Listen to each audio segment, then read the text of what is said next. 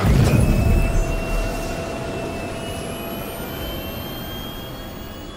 systems online. Salut à tous, c'est Schneider, et on se retrouve pour un récap de la semaine sur Star Citizen. Le lore post de mardi présentait l'entreprise bien connue Crusader Industries.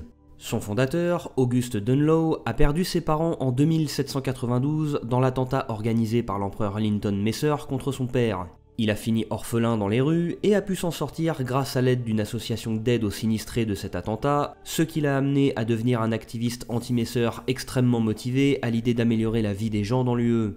À la chute des Messer, il a fait partie d'un lobby militant pour les droits civiques des citoyens sous le nouveau gouvernement, et a réalisé que toutes ces belles intentions n'aboutiraient à rien sans argent, et que pour réellement changer les choses, il lui faudrait une organisation philanthropique énorme, et donc une entreprise générant beaucoup d'argent. Mais son action militante l'avait amené à rencontrer énormément de sénateurs, et la chute des Messer avait complètement redistribué les cartes en matière de contrats entre le gouvernement et les entreprises privées. Il parvint à réunir des fonds auprès de sénateurs pour racheter une petite entreprise de production de navettes nommée Seraphim Systems sur Ferron 3 en 2799. Il renomma l'entreprise en Crusader Industries et augmenta rapidement sa production. Au début du XXIIIe siècle, des soucis d'approvisionnement amenèrent Crusader Industries à investir dans la création de sa propre flotte de vaisseaux de transport. Le vaisseau Jupiter fut créé en 2812, au départ seulement pour Crusader Industries, mais fut rapidement vendu aux civils, aux entreprises privées et à l'armée, ce qui positionna Crusader Industries comme un des principaux fabricants de vaisseaux dans l'UE. En 2865, la nouvelle PDG de Crusader Industries parvint à convaincre ses actionnaires d'acheter la planète gazeuse du nouveau système Stanton, avec l'argument que des chantiers navals atmosphériques pourraient considérablement réduire leurs coûts, ce qui se révéla juste et extrêmement bénéfique pour l'entreprise. Au XXIXe siècle, Crusader connaît quand même quelques controverses. Malgré son activité philanthropique qui lui donne une très bonne image, Crusader Industries gère très mal la criminalité autour de sa planète acquise dans le système Stanton, ce qui amène certains analystes financiers à dire que si les dirigeants de Crusader Industries ne se décident pas à privilégier la sécurité au détriment de la charité, des drames pourraient se produire autour de Stanton 3 et causer de gros problèmes à l'entreprise. L'émission Inside Star Citizen de jeudi nous présentait les progrès de la mise à jour 3.9. Ils ont créé 3 nouvelles missions pour cette mise à jour qui devraient toutes inciter les joueurs à coopérer. La première est une mission consistant à tuer 2 cibles dans un temps imparti, car dès que vous aurez ouvert le feu, un timer se mettra en marche et vous aurez 2 minutes avant que les 2 vaisseaux ennemis s'enfuient en saut quantique. La seconde mission consistera à prendre d'assaut un caterpillar transportant des prisonniers. Il faudra stopper le vaisseau, monter à bord, tuer les gardes, trouver les prisonniers à libérer en lisant le manifeste de cargaison, et trouver les bons caissons de cryostase à ouvrir pour libérer ces prisonniers. Et la troisième mission consistera à détruire un vaisseau volé par un gang, et pas n'importe quel vaisseau, puisque ça sera un Idris. Mais l'intérieur de l'Idris est apparemment pas terminé, donc on ne pourra pas prendre d'assaut le vaisseau, et ça sera seulement du combat spatial contre des tourelles contrôlées par des PNJ. L'équilibrage de la mission est toujours en cours, mais pour l'instant, il faut compter à peu près 10 rétaliators chargés de torpilles pour venir à bout du vaisseau. Et c'est une mission que vous pourrez tenter qu'une seule fois. Après ça, pour la rejouer, il faudra trouver quelqu'un qui ne l'aura pas encore tenté. Sur le reste de l'univers persistant, ils ont créé différents manifestes de cargaison, ce qui fait qu'on ne devrait plus trouver constamment la même cargaison dans les vaisseaux des PNJ. Sur les planètes, ils ont développé un petit outil qui va permettre de désactiver en direct et via une interface les différents effets sur les planètes, ce qui se faisait jusque-là via la ligne de commande. Sur les vaisseaux, ils cherchent toujours le bon code couleur pour l'extérieur du Cutlass Blue. Et sur l'intérieur, ils continuent de créer ses composants et ils vont essayer de changer sa cellule à prisonnier pour lui donner un style un peu plus conforme à celui du constructeur Drake. Le Prowler d'Hesperia n'est toujours pas fini, mais on devrait en avoir une petite démonstration avant la fin du mois, ce qui laisse supposer qu'il est plus avancé que ce que dit la roadmap. En tout cas, pour le moment, ils nous ont seulement montré la salle où se situeront les soldats pour le débarquement. Sur l'environnement des planètes, ils ont remarqué que les lumières des avant-postes étaient allumées tout le temps, et elles devraient désormais s'éteindre lorsqu'il fera jour. Sur les assets 3D, ils continuent de créer les vêtements pour Microtech qui rappellent à la fois l'activité high-tech de la planète et son climat. Donc on aura des casques rembourrés, des doudounes, des moonboots et des pulls avec des écrans pour afficher votre portefeuille d'action ou des images de vaisseaux. Et enfin, la ville de New Babbage sur Microtech continue d'avancer avec la création du Wallis Bar, un bar branché de la ville qui sert de point de chute aux différents ingénieurs de Microtech après leur journée de travail. Il est malheureusement pas encore fini et on en verra plus la semaine prochaine.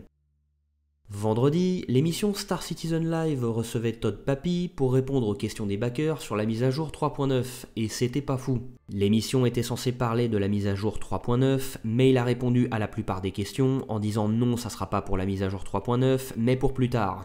Par exemple, faire apparaître des vaisseaux dans des vaisseaux, les inventaires physiques, l'augmentation du nombre de joueurs par serveur, l'achat de nourriture auprès de distributeurs, le stockage de nourriture dans les armoires des vaisseaux, un bouton pour enlever son casque, la santé qui subira les effets des radiations, les douches et les toilettes fonctionnelles, le système pour se rendre aux forces de police, tout ça ne fonctionnera pas en 3.9 et est prévu pour plus tard.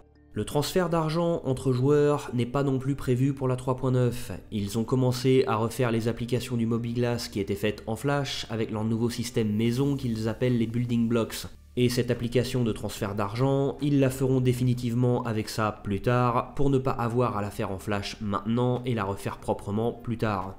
Tout l'interface tête haute dans les vaisseaux a été refait avec ce système de Building Blocks, pareil pour les terminaux d'achat et la liste des contacts, mais tout le reste prendra du temps. La vente de marchandises récupérées dans une épave sera possible en 3.9, mais pas la vente de marchandises dans un vaisseau volé. Même chose pour les cargaisons dangereuses qui pourront exploser dans le vaisseau et qui nécessiteront des procédures bien précises pour être manipulées, ça sera pas pour la 3.9. L'Object Container Streaming côté serveur n'était pas fini en 3.8 et il y a des correctifs qui seront actifs avec la 3.9. La température sur les astres le jour et la nuit est toujours la même en 3.9, mais ça changera dans le futur. Et lorsque le système de pièces sera terminé, la température de l'intérieur d'un bâtiment deviendra la même que la température extérieure, si un accès à l'extérieur a lieu sans utiliser de sas.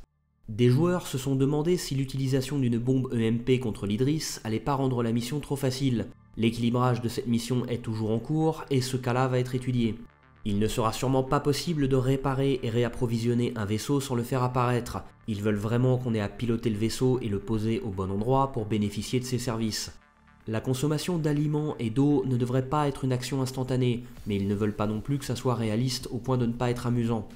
Pourquoi est-ce qu'ils ont mis autant la priorité sur les mécaniques de jeu liées à la prison? Parce que avant de mettre en place des missions impliquant du trafic de drogue, de la contrebande, des assassinats ciblés ou des vols, ils estiment qu'il faut qu'il y ait une solution pour punir les joueurs se rendant coupables de tout ça. Parce que si le jeu permet de faire tout ça sans répression, ça risque d'être le chaos. Et enfin, pour ce qui est des missions liées au minage, ils n'en ont pas prévu pour le moment. Samedi, CIG a mis à jour les roadmaps de Star Citizen et Squadron 42. Sur la mise à jour 3.9 de Star Citizen, on a eu 2 reports vers la 4.0.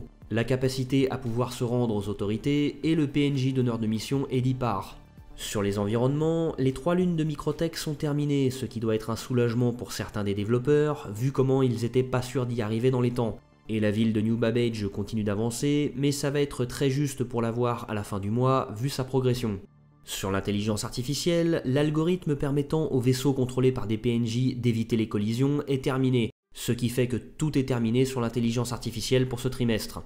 Sur les mécaniques de jeu, la version 1 du système de statut du joueur qui comprend la santé, l'endurance et le niveau d'oxygène, et les améliorations du système d'interaction avec l'environnement sont terminées. Sur les vaisseaux, il y a de bonnes chances pour que tout soit reporté au mois de juin, et sur les technologies nécessaires, les animations des personnages dans des conditions climatiques difficiles sont terminées. Sur Squadron 42, depuis la dernière fois que j'en ai parlé il y a 2 semaines, il y a eu une seule tâche de terminer, la version 1 du système de statut du joueur qui est aussi finie pour Star Citizen. Et on a aussi eu quelques progrès sur la version 2 de l'amélioration du maniement des armes, la capacité pour les PNJ à manipuler plus d'armes, la capacité à pouvoir traîner des corps, et les améliorations des animations lors de la mort d'un personnage. Et pour finir, certains sur Reddit avaient remarqué il y a quelques temps qu'une colonne 2e trimestre 2021 était apparue sur la roadmap de Squadron 42, puis avait été enlevée. Et quand on fouille dans les données en JSON de la roadmap d'il y a 2 semaines, on trouve effectivement cette colonne et une autre pour le 4e trimestre 2020, qui sont toutes les deux plus visibles sur le site. Peut-être que c'est un simple bug, mais peut-être que CIG commence déjà à préparer un report du jeu pour l'année prochaine. C'est la fin de cette vidéo, et j'espère qu'elle vous a plu. Sur ce, je vous dis à dimanche prochain, et d'ici là, portez-vous bien, citoyens.